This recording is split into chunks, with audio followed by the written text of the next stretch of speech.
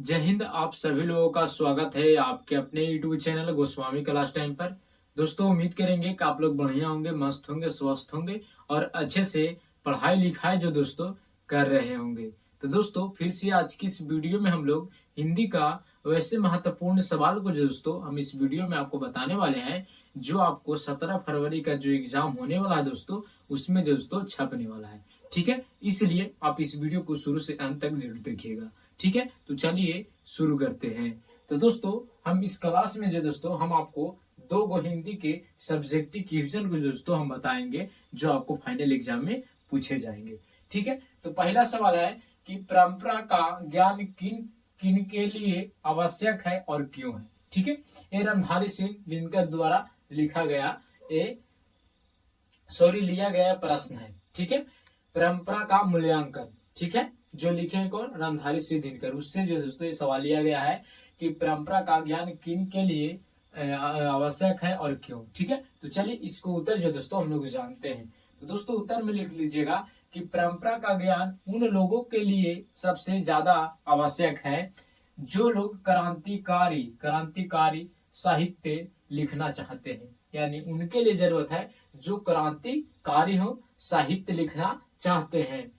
जो लोग युग युग में परिवर्तन लाना चाहता है, यानी युग को जो दोस्तों युग में परिवर्तन लाना चाहता है, जो लकीर का फकीर नहीं बनना चाहते हैं, उनके लिए परंपरा का ज्ञान आवश्यक है। यानी रणधारी सिंह दिनकर जी कहते हैं कि परंपरा का ज्ञान उन लोगों का सबसे ज्यादा आवश्यक है जो लोग क्रांतिकारी हैं, साहित्य लिखना चाहते हैं। ठीक है, या जो लोग युग में परिवर्तन लाना चाहते हैं, उनके लिए दोस्तों परंपरा का ज्ञान जो दोस्तों आवश्यक है। लेकिन जो लोग लकीर का फकीर है, यानी बेरोजगार है, यानी जिसके पास कुछ दिमाग नहीं है, माने बेकार आदमी है, उनके लिए परंपरा का ज्ञान जो दोस्तों नहीं है। ठीक है, तो इसको दोस्तों आप अच्छे ढंग से दोस्तों समझ गए होंगे क्यों क्या कह रहा है। फिर से देख लीजिए, कह रहा है कि परंपरा का ज्ञान उन लोगों के लिए सबसे ज्यादा आवश्यक है जो लोग क्रांतिकारी साहित्य लिखना चाहते हैं,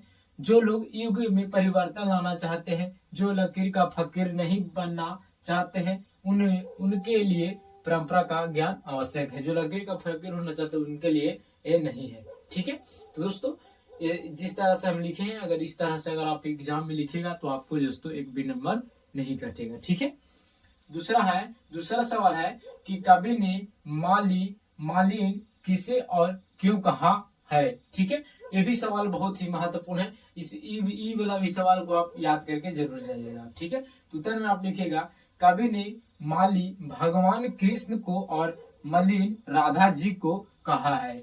जो माली है, माली किनको कहा है? तो भगवान कृष्ण को कहा है। और जो मालिन है ये किसको कहा है?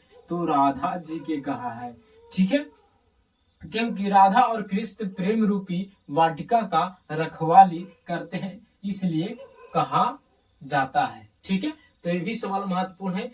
ठीक है, ये भी सवाल आपको से पूछ दिया जाएगा कि कवि ने माली और मलिन किसे कहा और क्यों कहा। तो आप इतना लिख दीजिएगा कि कवि ने माली भगवान कृष्ण को कहा और मलिन जो दोस्तों राधा जी को कहा, क्योंकि जो राधा और कृष्ण जो थे वो प्रेम रूपी वाटिका का रखवाली करते हैं, इसलिए कहा गया।